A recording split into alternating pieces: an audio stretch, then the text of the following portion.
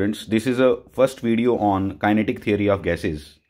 और kinetic theory of gases में हम लोग क्या करते हैं कि कुछ माइक्रोस्कोपिक वेरिएबल्स को माइक्रोस्कोपिक क्वांटिटीज़ के साथ रिलेट करने की कोशिश करते हैं। इसका क्या मीनिंग हुआ कि प्रेशर, टेम्परेचर, ये सब चीज़ें जो हैं ये हो गई आपकी मैक्रोस्कोपिक वैल्यूज़। तो ये जो माइक्रोस्कोपिक वैल्यूज़ हैं, जो ऊपर से कि प्रेशर कितना है गैस का, ये सब ये किस तरह से रिलेटेड है अंदर मॉलिक्यूलर लेवल पे, उसको हम बोलते हैं कि उसको मॉलिक्यूलर माइक्रोस्कोपिक लेवल पे हम उसको डिस्कस करते हैं। उसको कैसे डिस्कस करेंगे उसको हम देखते हैं। इसमें पहला आ गया pressure of an ideal gas. Pressure एक आइडियल गैस की हम कैसे कैलकुलेट करते हैं उसको हमने देखना है। हमने एक आइडियल गैस ली जिसमें हमने n मॉलिक्यूल्स कंसिडर किए हैं कंटेनर के अंदर, जिस कंटेनर का वॉल्यूम है V। कंटेनर हमने क्यूब ले लिया अपने सिंप्लिसिटी के लिए, जिसकी लेंथ है d।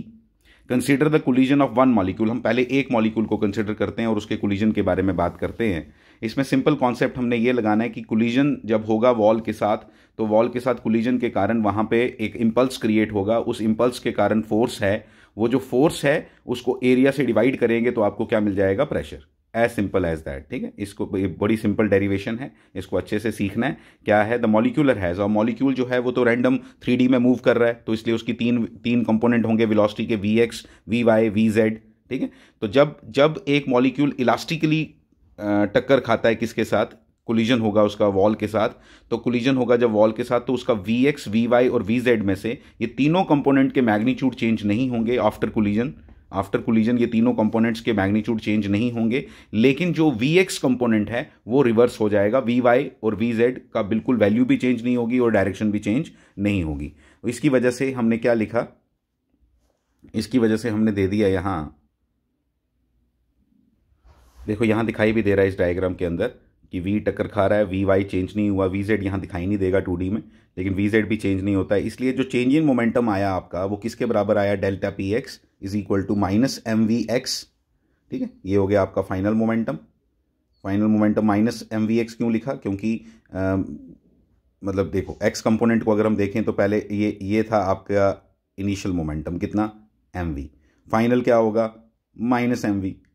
ठीक है, माइनस mv। x लेना है कंपोनेंट सिर्फ, क्योंकि y और z चेंज नहीं हो रहे, वो मैंने आपको पहले ही बताया। तो डेल्टा Px किसके बराबर आ गया? माइनस mvx यानी कि माइनस 2mvx। बस सिंपल बात ये है और कुछ नहीं है। ठीक है, आगे चले। तो जैसे ही हमने ये लिया, हमने क्या देखा? इंपल्स कैलकुलेट किया, the change in momentum to the molecule, कितना इंपल्स ट्रांसफर हुआ वो हमने देखना है। तो change in momentum is equal to the impulse होता है, तो f delta t is equal to, ये आ गया। बड़ा सिंपल है। इधर से आपने f निकालना है, तो f निकालने के लिए डेल्टा t से डिवाइड करना पड़ेगा।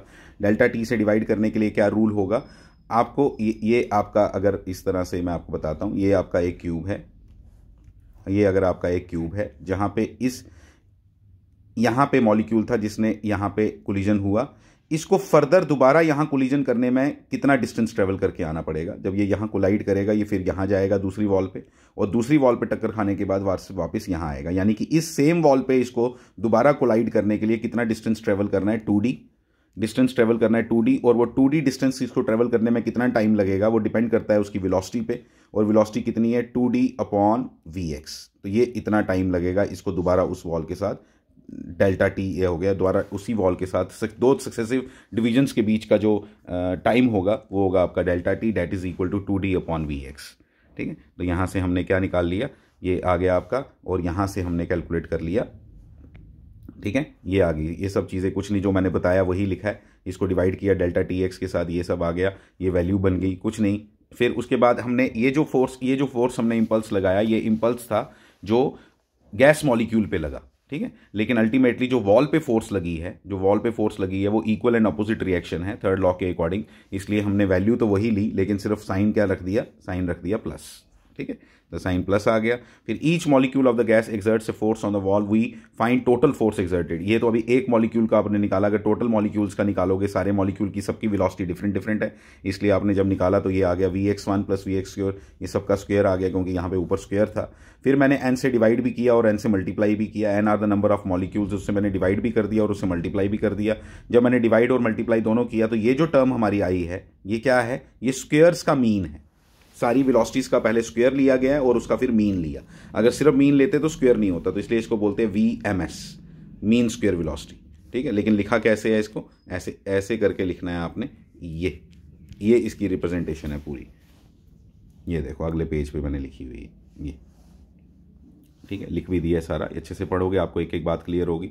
फिर उसके बाद एक चीज़ हमने देखी क्या कि ये इसका मतलब ये हुआ कि ये देखो वी बार का square is equal to V X bar का square plus V Y bar का स्क्वायर, बार इधर भी डालना है, ठीक है, ये तो होता ही है, आपको मालूम है। वी इज इक्वल टू क्या लिया था आपने, वी एक्स आई, स्टार्टिंग में 3 कंपोनेंट लिए थे ना, V Y J plus V Z के, ठीक है, ये लिया था आपने लिया था। तो वी आपको मालूम है वी का मैग्नीट्यूड किसके इक्वल होता है, under root of V X square plus V Y square plus V Z square, ये होता है ना, ठीक है, ये आ गया। यहाँ से आप स्क्वायर रूट को यहाँ ले जाओ तो क्या बन जाएगा, वी स्क्वायर, तो ये बन गया। लेकिन ये मीन वाला लिया हुआ है, मीन स्क्वायर वेलोसिटीज का लिया है। तो जब मीन स्क्वायर वेलोसिटीज की बात करेंगे तो उसने बोला है कि in random motion the average values, ये जो तीनों हैं ये तीनों इक्वल होंगी हर एक डायरेक्शन में, इसलिए जब एवरेज लेंगे, ठीक है, तो एवरेज लेंगे तो इक्वल होंगी, तो इसलिए हमने क्या लिख दिया, V square equal to V, ये इक्वल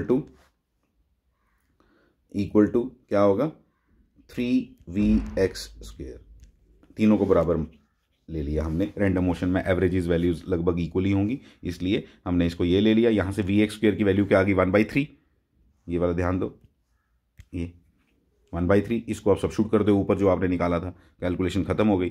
फिर इसको अब हमने क्या निकाला, फोर्स ऑन वॉल निकाल ली ना, एफ वॉल निकाल ली कि फोर्स वॉल पे कितनी लगाई उसने मॉलिक्यूल ने। फोर्स जब निकाल ली तो प्रेशर निकालने के लिए क्या करना पड़ेगा, एरिया से divide. Area of the wall किसके बराबर है, एरिया ऑफ द वॉल क्या होता है, डी स्क्वायर, क्योंकि क्यूब लिया आपने तो क्यूब का हर एक फेस, हर एक वॉल जो है दैट इज अ स्क्वायर, तो स्क्वायर का एरिया किसके बराबर होता है, डी स्क्वायर के, तो डी स्क्वायर के होता तो ये बन गया इतना। फिर जब इसको डी स्क्वायर से डिवाइड किया तो यहाँ पे हमें डी क्यूब नजर आया, यहाँ पे हमें डी क्यूब नजर आया, तो डी क्यूब क्या होता है, वॉल्यूम ऑफ द स्क्वायर, तो यहाँ से ये फॉर्मूला तैयार हो गया, ठीक है, तो यहाँ से ये फॉर्मूला तैयार हो गया क्या, हाफ नहीं 1/3 n upon V M V square, लेकिन कौन सा स्क्वायर, ये एवरेज, ये आ गया। अब जब तुमने ये लिखा ना तो अब तुम्हें सामने सामने नजर आ रहा है क्या कि ये जो टर्म है ये तो काइनेटिक एनर्जी की जैसी है, ये ट्वाइस ऑफ काइनेटिक एनर्जी है ये, क्योंकि हाफ एम वी स्क्वायर होती है काइनेटिक एनर्जी, ये एम वी स्क्वायर है, इसका मतलब ये डबल हुई उससे, तो इसलिए हम इसको क्या लिख सकते हैं, 2/3 n अपॉन वी के टी, ट्रांसलेशनल काइनेटिक एनर्जी। तो काइनेटिक एनर्जी की टर्म्स में हमने प्रेशर को डिराइव कर लिया। मैंने पहले ही आपको बताया कि काइनेटिक थ्योरी ऑफ गैसेस में हम मैक्रोस्कोपिक वैल्यूज को माइक्रोस्कोपिक वैल्यूज के साथ रिलेट करते हैं, और ये हमने यहाँ से निकाल लिया, ठीक है। तो कुछ नहीं, अब इसके आगे कुछ भी नहीं है, बस ये एक और फॉर्मूला इसने इस तरह से लिख दिया हुआ है, कोई फर्क नहीं है, इसको अगर नहीं भी करोगे चलेगा, ये नहीं भी करोगे चलेगा, इधर तक करो, ठीक है, ये आ गया यहाँ से। अब ये रीड कर लो, जो मैंने बताया वही है, ये कुछ नहीं है इसके अंदर, और ठीक है। अब मीनिंग ऑफ एब्सोल्यूट टेम्परेचर, अब टेम्परेचर को रिलेट किया है इसके साथ। टेम्परेचर को रिलेट करने के लिए ये जो फॉर्मूला हमने लिखा था ना अभी, ये वाला, ठीक है, इसमें क्या लिखा था, अब v को इधर मल्टीप्लाई कर दो तो क्या बन जाएगा, pv is equal to 2/3 n half M V square, ऐसे लिखा ना, ये pv, तो v यहाँ से यहाँ ले गए हुए हैं, वही लिखा हुआ है, ठीक है, तो यहाँ से ये आ गया। और pv is equal to nRT होता है, ये भी आपको मालूम है।